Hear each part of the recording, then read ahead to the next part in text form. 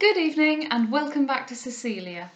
Much shorter episode after the mammoth one we had yesterday. Chapter 7. A Reproof. The attention of Cecilia to her own affairs did not make her forgetful of those of the Harrels, and the morning after the busy day which was last recorded, as soon as she quitted the breakfast room she began a note to Mr. Monckton, but was interrupted with information that he was already in the house. She went to him immediately, and had the satisfaction of finding him alone, but desirous as she was to relate to him the transactions of the preceding day, there was in his countenance a gravity so unusual that her impatience was involuntarily checked, and she waited first to hear if he had himself anything to communicate. He kept her not long in suspense. "Miss Beverley," he said, "I bring you intelligence which, though I know you will be very sorry to hear, it is absolutely necessary you should be told immediately. You may otherwise, from however laudable motives, be drawn into some action which you may repent for life." "What now?" cried Cecilia, much alarmed. "All that I suspected," said he, "and more than I hinted to you is true. Mr. Harrel is a ruined man. He is not worth a groat, and he is in debt beyond what he ever possessed." Cecilia made no answer. She knew but too fatally the desperate state of his affairs, yet that his debt were more than he had ever possessed she had not thought possible. "My inquiries," continued he, "have been among principals, and such as would not dare deceive me. I hasten therefore to you, that this timely notice might enforce the injunctions I gave you when I had the pleasure of seeing you last, and prevent a misjudging generosity from leading you into any injury of your own fortune, for a man who is past all relief from it, and who cannot be saved, even though you were to be destroyed for his sake." "You are very good," said Cecilia, "but your counsel is now too late." She then briefly acquainted him with what passed, and with how large a sum she had parted. He heard her with rage, amazement, and horror, and after inveighing against Mr. Harrel in the bitterest terms, he said, "But why, before you signed your name to so base an imposition, could you not send for me?" "I meant to have done it," cried she, "but I thought the time past when you could help me. How indeed could you have saved me? My word was given with an oath the most solemn, and the first I have ever taken in my life." "An oath so forced," answered he, "the most delicate conscience would have absolved you from performing. You have indeed been grossly imposed upon, and pardon me if I add unaccountably to blame. Was it not obvious that relief so circumstanced must be temporary? If his ruin had been anything less than certain, what tradesman would have been insolent? You have therefore deprived yourself of the power of doing good to a worthier object, merely to grant a longer date to extravagance and villainy." "Yet how," cried Cecilia, deeply touched by this reproof, "how could I do otherwise? Could I see a man in the agonies of despair, hear him first darkly hint his own destruction, and afterwards behold him almost in the very act of suicide, the instrument of self-murder in his desperate hand, and yet, though he put his life in my power, though he told me I could preserve him, and told me he had no other reliance or resource, could I leave him to his dreadful despondence, refuse my assisting hand to raise him from perdition, and to save what after all I am well able to spare, suffer a fellow creature, who flung himself upon my mercy, to offer up his last accounts with an action blacker than any which had preceded it? No, I cannot repent what I have done, though I lament indeed that the object was not more deserving."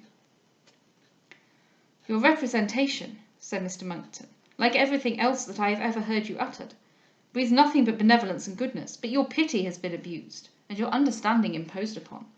Mr. Harrel had no intention to destroy himself. The whole was an infamous trick, which, had not your generosity been too well known, would never have been played." "I cannot think quite so ill of him," said Cecilia, nor for the world would I have risked my own future reproaches by trusting to such a suspicion, which, had it proved wrong, and had Mr. Harrel upon my refusal committed the fatal deed, would have made his murder upon my conscience rest for ever. Surely the experiment would have been too hazardous when the consequence had all my future peace in its power." "It is impossible not to revere your scruples," said Mr. Monckton, "even while I consider them as causeless; for causeless they undoubtedly were. The man who could act so atrocious a part, who could so scandalously pillage a young lady who was his guest and his ward, take advantage of her temper for the plunder of her fortune, and extort her compliance by the basest and most dishonourable arts, meant only to terrify her into compliance. for he can be nothing less than a downright and thorough scoundrel, capable of every species of mean villainy." He then protested he would at least acquaint her other guardians with what had passed, whose business it would be to inquire if there was any chance of redress. Cecilia, however, had not much trouble in combating this proposal, for though her objections, which were merely those of punctilious honour and delicacy, weighed nothing with a man who regarded them as absurdities, yet his own apprehensions of appearing too officious in her affairs forced him after a little deliberation to give up the design. "Besides," said Cecilia, "as I have his bond for what I have parted with, I have at least no right to complain unless after he receives his rents he refuses to pay me." "His bonds! His rents!" exclaimed Mr Monckton. "What is a man's bond who is not worth a guinea? And what are his rents, when all he ever owed must be sold before they are due, and when he will not himself receive a penny from the sale, as he has neither land, house, nor possession of any sort that is not mortgaged?" "Nay then," said Cecilia, "if so, it is indeed all over. I am sorry, I am grieved, but it is past, and nothing therefore remains but that I try to forget I ever was richer." "This is very youthful philosophy," said Mr Monckton, "but it will not lessen your regret hereafter, when the value of money is better known to you." "If I shall dearly buy my experience," said Cecilia, "let me be the more attentive to making good use of it; and since my loss seems irredeemable to myself, let me at least endeavour to secure its utility to Mr Harrel." She then told him her wish to propose to that gentleman some scheme of reformation, while yesterday's events were yet recent in his mind. But Mr Monckton, who had hardly patience to hear her, exclaimed, "He is a wretch, and deserves the full force of the disgrace he is courting. What is now most necessary is to guard you from his further machinations, for you may else be involved in ruin as deep as his own. He now knows the way to frighten you, and he will not fail to put it in practice." "No, sir," answered Cecilia, "he would vainly apply to me in future. I cannot repent that I ventured not yesterday to brave his menaces, but too little is the comfort I feel from what I have bestowed to suffer any consideration to make me part with more." "Your resolution," answered he, "will be as feeble as your generosity will be potent. Depend nothing upon yourself, but instantly quit his house. You will else be made responsible for every debt that he contracts, and whatever may be his difficulties hereafter, he will know that to extricate himself from them he has but to talk of dying, and to show you a sword or a pistol." "If so, then," said Cecilia, looking down while she spoke, "I suppose I must again go to Mr Delvile's." This was by no means the purpose of Mr Monckton, who saw not more danger to her fortune with one of her guardians than to her person with the other. He ventured therefore to recommend her residence with Mr Briggs, well knowing that his house would be a security against her seeing any man equal to himself, and hoping that under his roof he might again be as unrivalled in her opinion and esteem as he formerly was in the country. But here the opposition of Cecilia was too earnest for any hope that it might be surmounted, for added to her dislike of Mr Briggs, her repugnance to such a habitation was strongly, though silently, increased by her secret inclination to return to St James's Square. "I mention not Mr Briggs as an eligible host," said Mr Monckton, after listening to her objections, "but merely as one more proper for you than Mr Delvile, with whom your fixing at present would be but ill thought of in the world." "Ill thought of, sir? Why so?" "Because he has a son, for whose sake alone it would be universally concluded you changed your abode, and to give any pretence for such a report would by no means accord with the usual delicacy of your conduct." Cecilia was confounded by this speech. The truth of the charge she felt, and the probability of the censure she did not dare dispute. He then gave her 1,000 exhortations to beware of the schemes and artifices of Mr Harrel, which he foresaw would be innumerable. He told her too that with respect to Sir Robert Floyer, he thought she had better suffer the report to subside of itself, which in time it must necessarily do, than give to it so much consequence as to send a message to the baronet, from which he might pretend to infer that hitherto she had been wavering, or she would have sent to him sooner. But the real motive of this advice was, that as he found Sir Robert by no means to be dreaded, he hoped the report, if generally circulated and credited, might keep off other pretenders, and intimidate or deceive young Delvile.